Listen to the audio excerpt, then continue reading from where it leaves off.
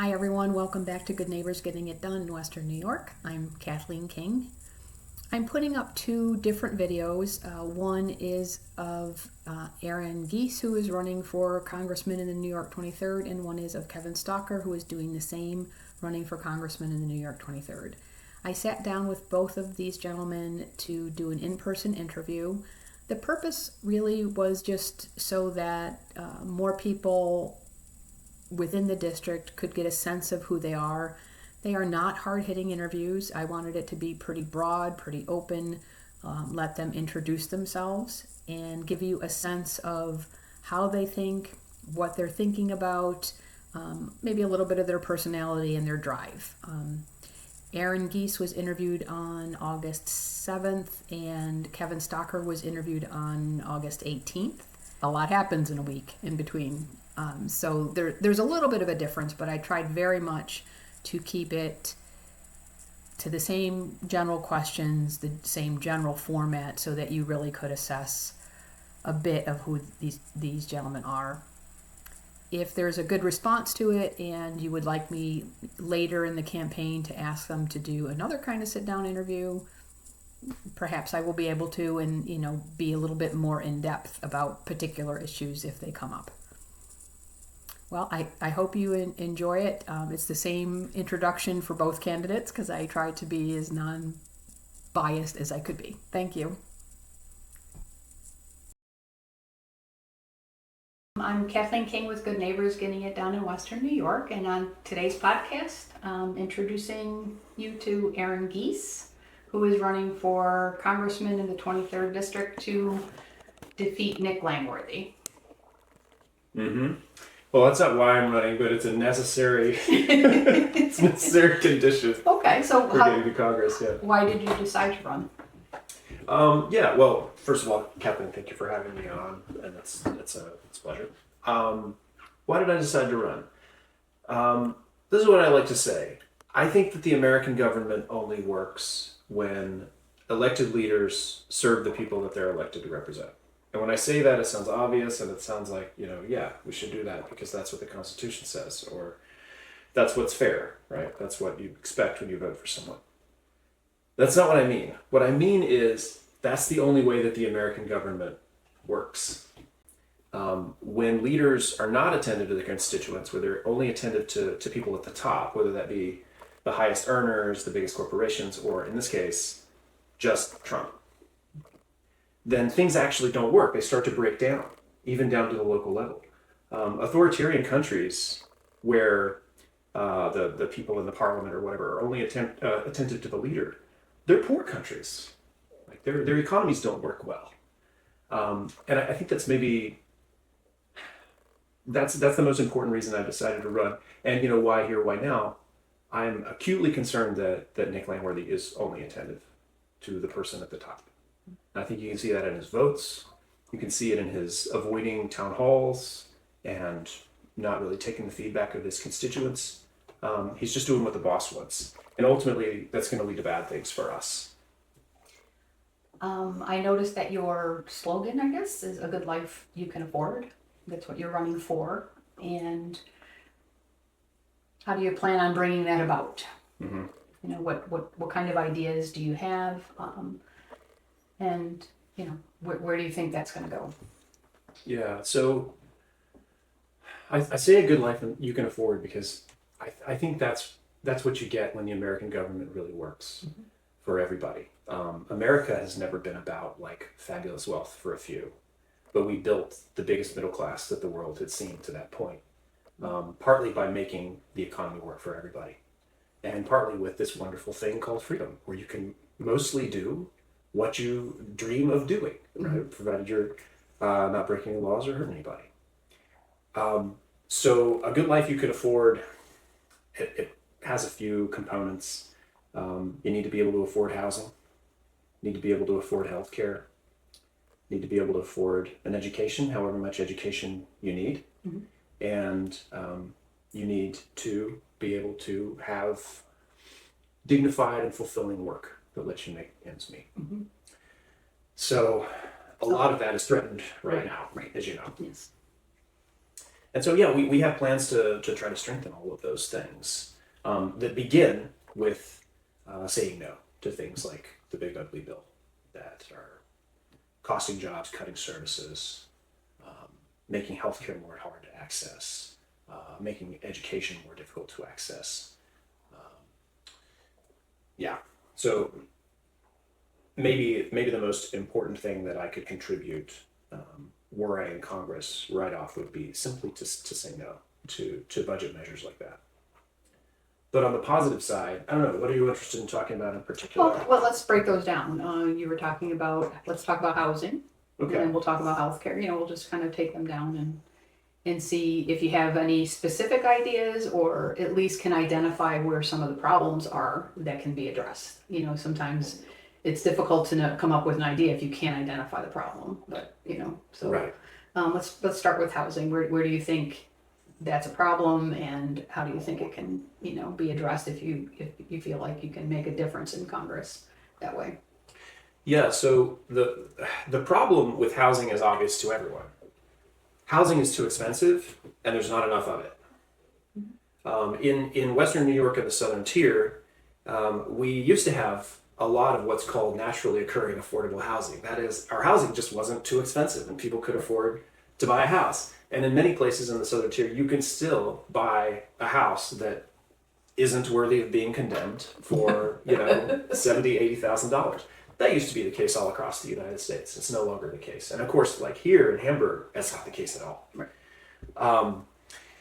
But even in those places where naturally occurring affordable housing still exists, it's getting much thinner on the ground. And it's very hard to redevelop housing. It's very hard to keep it in repair. Everything that you need for construction is more expensive than it used to be before the pandemic. So there's not enough of it and it costs too much.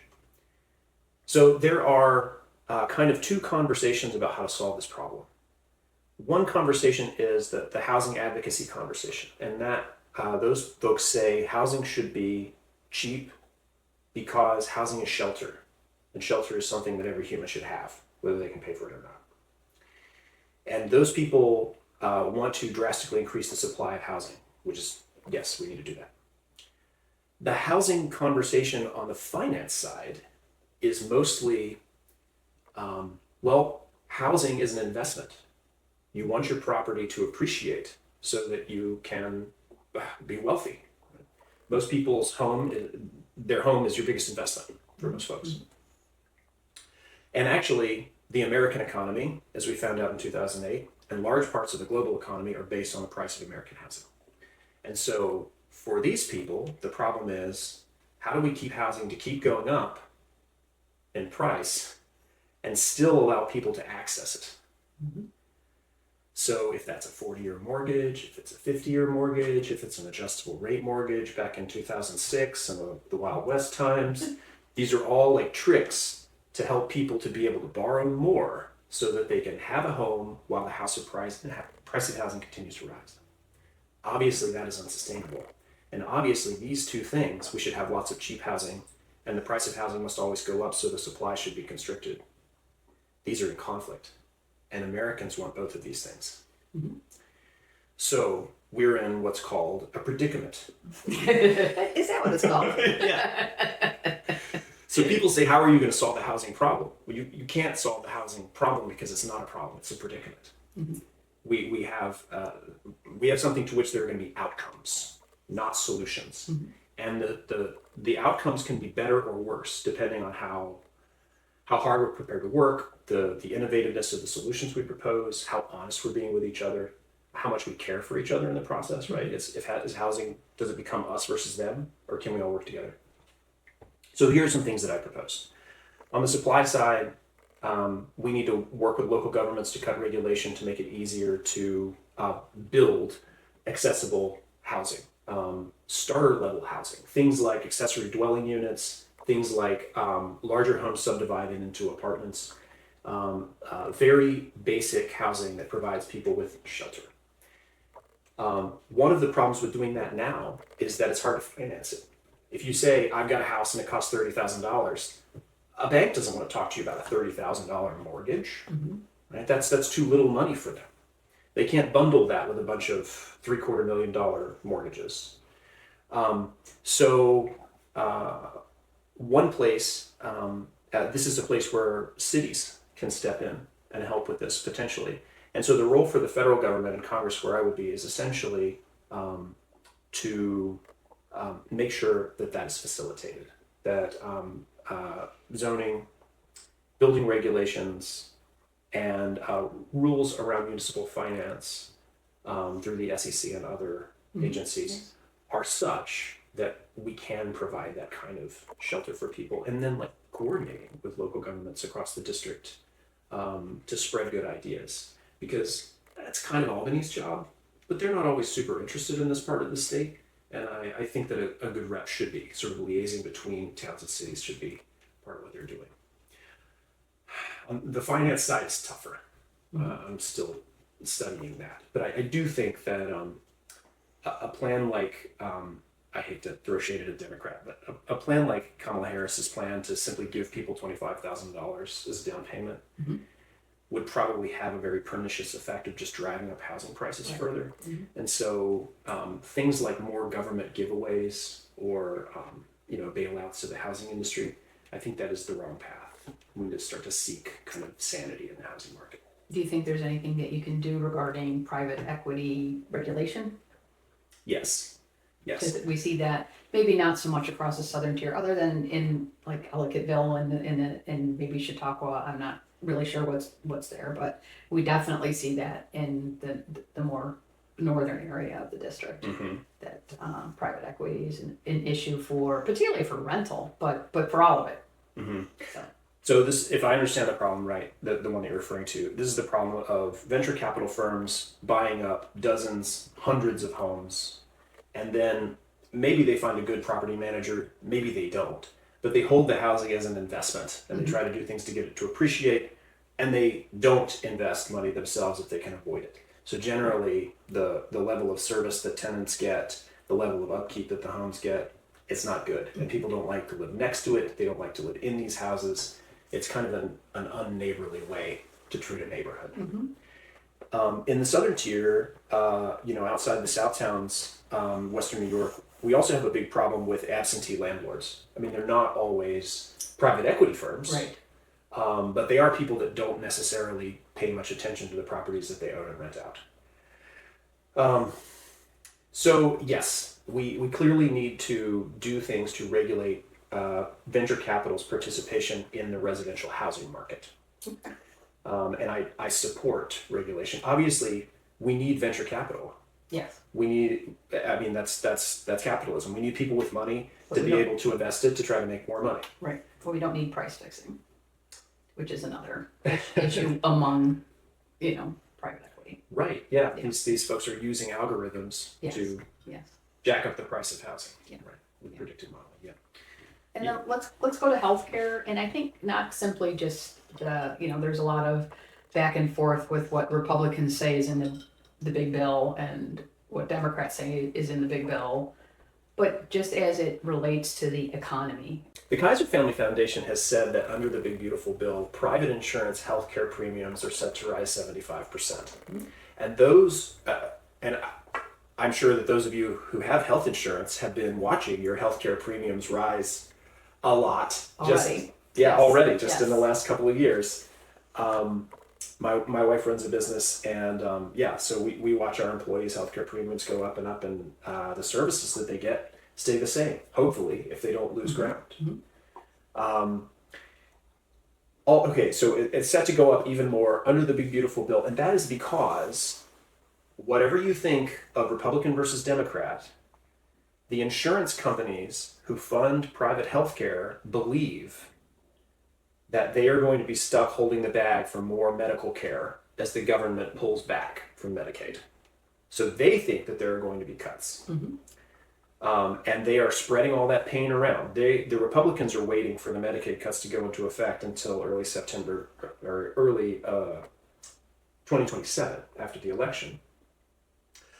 But private companies are not going to wait to take care of their bottom line until the bill actually goes into effect. They're going to try to cushion the blow for their shareholders as much as they can. So prices are going to start going up. almost immediately. That means less healthcare for everybody. So when the price of healthcare goes up, people's ability to pay for it goes down. The question is, does it go down enough for doctors' offices, hospitals, and nursing homes in Western New York and the Southern Tier to actually close? I'm convinced that we're going to see some closings. The state has some ability to move money around to try to minimize the pain. We can hope that they will try to help us in that way. But people need to understand that those are very difficult choices. The other big pot of money that's available to the state is education. And of course, we don't want to see public education cut either. Public education is also under stress because of the Trump administration's attacks on the Board of Education. So, not Board of Education, Department of Education. Yeah, so these are very difficult choices. And I forget what the original question was. So it was about healthcare and how it affects the economy in the district, which I think you talked about. But but that was another question because we were going through the big points of the big beautiful bill, right? And education was another one in terms of, and that's also part of your a life you can afford. You have to have an education for a life you can afford, and right. whatever that is. Yeah. Yeah, so just to speak to the employment piece of it, since we're going to talk about jobs, in one study that I read of the hospitals that are vulnerable to the Big Beautiful Bill, there's something like 6,000 direct healthcare jobs in those hospitals.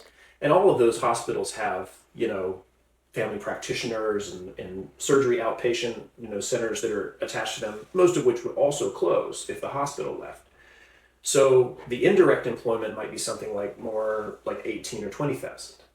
And then you start to ask yourself, well, if this city loses its hospital, if there's no hospital in this county, do people still want to move there? Does it become harder for them to hire all of the other things you need for a functioning economy? Okay. So yeah, that's a big problem for jobs. But for right now, healthcare is a great place to get a job in America. Yes, it's a great sector to be employed in. It's the one that's growing. Yeah. Yep. Yeah. We'd like to see some other sectors growing quickly again too. So as you know, I work for Bonaventure, so I teach at a four-year, well, it's in a university, but mostly we're a four-year liberal arts college. And that kind of traditional go to college, get a degree in, business or elementary education or accounting. That's still a very important path for many people in Western New York and the Southern Tier. We expect our son to go to college, when it's time, but he's going to make that decision. And if he decides that he'd rather be a lineman or a plumber or an electrician or, a potter or a farmer, those options should be open to him. And, folks need to understand that they may not be at this point for really a couple of very important reasons. The most important one is that we tie healthcare to employment. Yes. And so there are a lot of professions, particularly in crafts and skilled trades, where people typically don't get health insurance. And so people who may be excellent at, growing beets. We grow a lot of beets in Western New York. Did you know that? I did, actually. I like beets. They might grow their beets as a side hustle, and while they work some job that they hate. And that doesn't seem like freedom to me. Right. Right? If you can make a living growing beets, and you could pay for reasonable healthcare costs, you should be able to grow beets. There are many, many people who, need a job for health insurance. Yeah. They are seeking jobs so they can, afford health insurance, and that is the entire reason that they're looking for some sort of regular kind of job while they do their music or they do their art or they do their whatever. Yeah. Just or try to start a business. Or start, yes. I mean, be an entrepreneur. Entrepreneurs, that's often years and years before they can afford to buy health insurance and offer it to their employees. And so, I don't know, maybe you're a 25-year-old man and you can wait the 5 or 6 years. What if you're a 25-year-old woman and you have a great idea and you'd also like to have a family? It's nice to have health insurance if you're going to have a baby.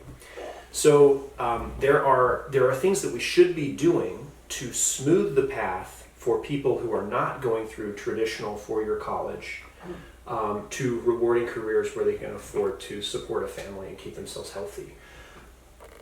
The Republican agenda is pushing in the opposite direction.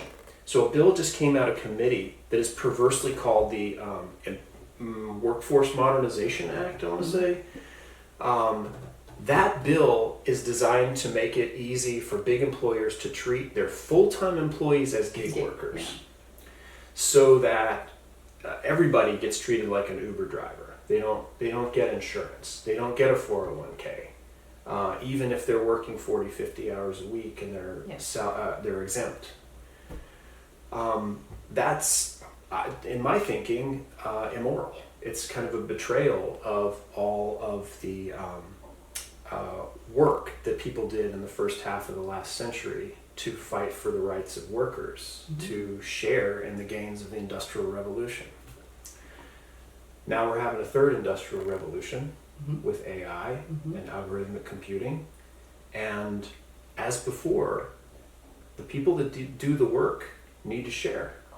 They need to share in those gains. So I have to think about how to do that.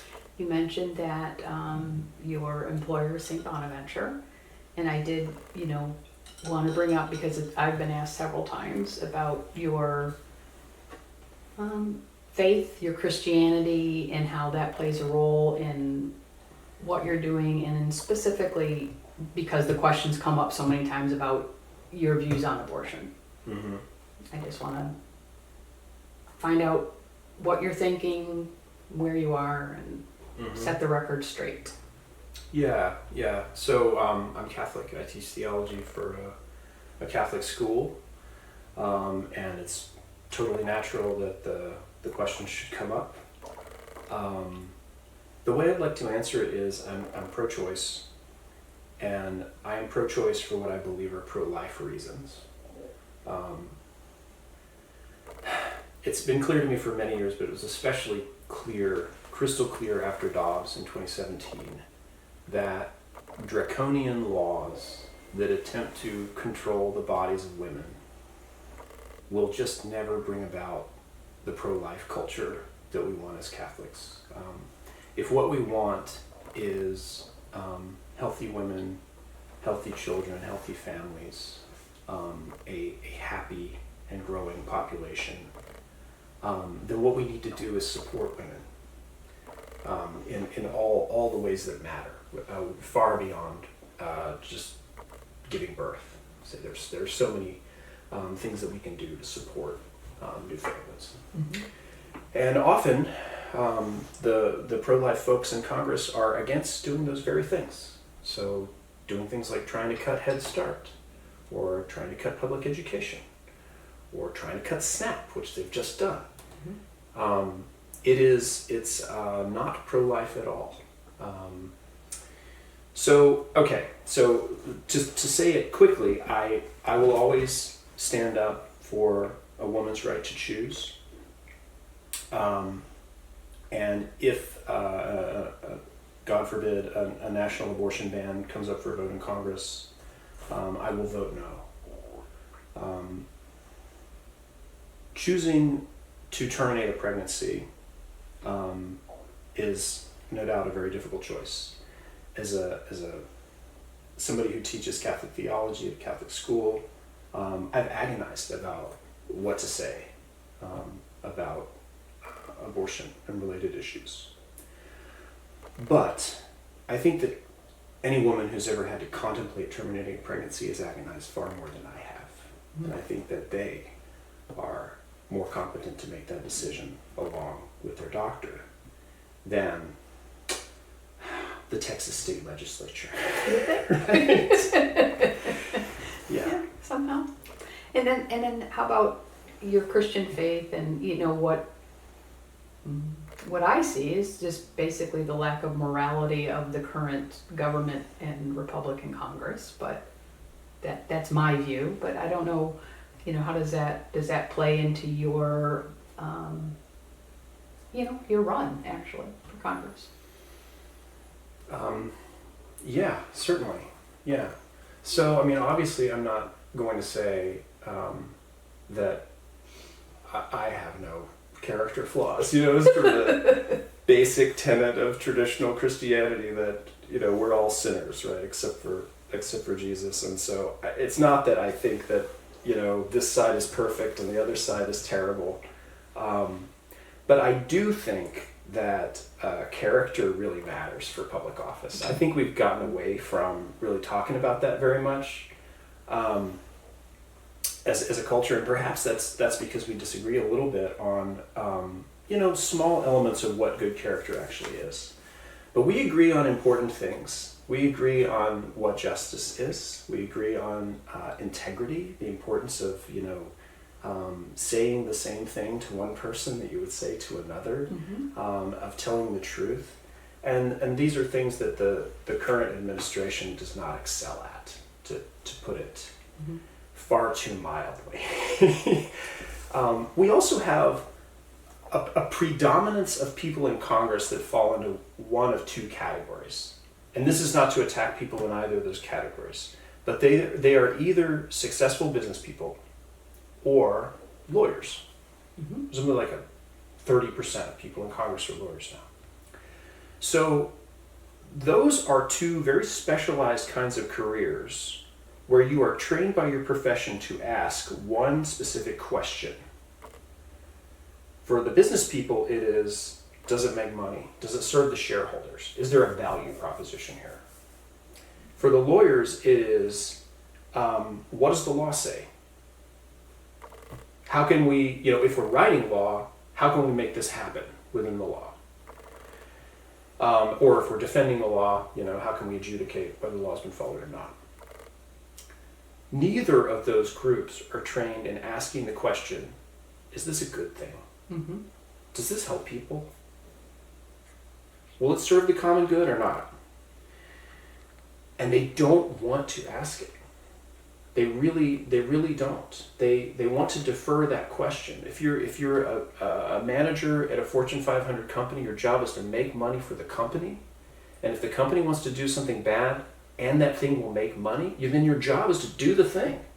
If you're a lawyer, famously, you have to defend your client, right? Whether you think your client is guilty or not. If you really think they're guilty, then sometimes they quit, But it's really, there's a professional question there. Yes.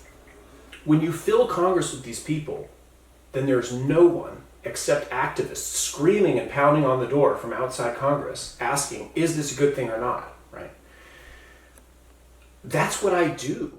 What theologians do is they attempt in an educational setting to get students, whether they're religious or not, to think through difficult social problems in historical and ethical context, and come to nuanced conclusions about what they should do.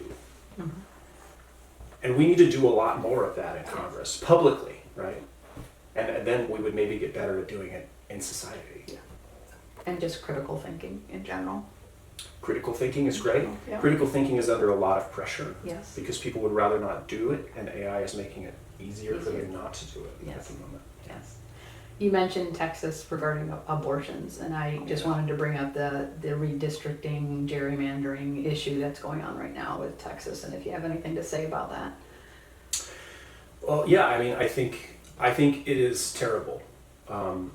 Who imagined that we would see this kind of scorched earth politics in our lifetime? I didn't, at least not before 2016. I realized that in some ways, the post-Reconstruction South and Jim Crow looks a lot like what Texas and other states are doing right now in terms of doesn't matter what the law says, we're going to do whatever it takes to keep power because we cannot let the other side get a win. Trump put the Texas legislature up to this, and Greg Abbott was all in for it. And now other states are saying that they're going to follow suit. Trump we were talking about being moral or immoral. Trump is a peculiar kind of immoral person in that he really doesn't seem to care what the consequences are beyond himself and his circle. And a smart person, I forget who it was, recently said, Trump always borrows from the future. When you really don't care about the consequences for other people, you can borrow from the future all you want. So what's the consequence for the environment of, I don't know, nuclear brinksmanship? Who cares? I won't be here. That's in the future. What's the consequence for the economy, for the world economy, of driving confidence in the dollar to near zero by continually shifting your policy on tariffs so that the bond markets sink? Who cares? I won't be here. I got to win today. Right? And in our current conversation, what's the consequence of destroying all the norms of democracy so that people don't believe that their vote will count for anything? Who cares? We might get 5 seats. I mean, with probably everyone listening to this podcast, I think that's an unacceptable way to govern, even if it is technically legal. And here we're back to that, like, is it a good thing to do? Not Right. just does the law say we can. Yeah. I mean, but I suspect that, one question behind your question is, how should Democrats respond? Because I know there's been a lot of public discussion about that. Democrats should, while following the law, do the maximum they can to ensure that their states also deliver more seats for their party. That's a sad thing, but I think that that's what we have to do. And if elected to Congress, I would support legislation to attempt to narrow the options for states in this area. It's complicated because it's a state issue. The government does, the federal government does the census, and then the states, after reapportionment, they redraw their maps. And in most places, there's no law that says they can't do it again, right? But maybe there should be. And we'd have to figure out how to write that law. But we need a level playing field. If you get to Congress and you have all the power, what's the first thing you want to change? So, all this stuff that we care about, voting rights, economic development, healthcare reform, we didn't get into foreign policy stuff, but foreign policy stuff, especially related to the Middle East and Ukraine, all of this is affected at a fundamental level. I won't say determined, because I'm not cynical, but affected at a fundamental level by money in our politics. Especially things that can amount to or come close to being direct payments to members of Congress. I think that the first thing that I would do, if given the chance, was some kind of election finance reform. I think that the Trust in Congress Act, which would prohibit day trading by members of Congress, is a no-brainer. It's crazy that that's not policy already, but it should be policy ASAP. I think there's bipartisan support for it, and certainly I would be a co-sponsor of that bill. Would be a first step. But we need to look at other ways of reversing the debacle that Citizens United has unleashed on our politics, because Horrible. crazy amounts of money should not be able to be dumped on individual races, individual candidates, and sometimes even to enrich them personally. Right. So yeah, that would be kind of first on the agenda for me. Excellent. Well, thank you for being here. Thank you, Kat. It's a pleasure.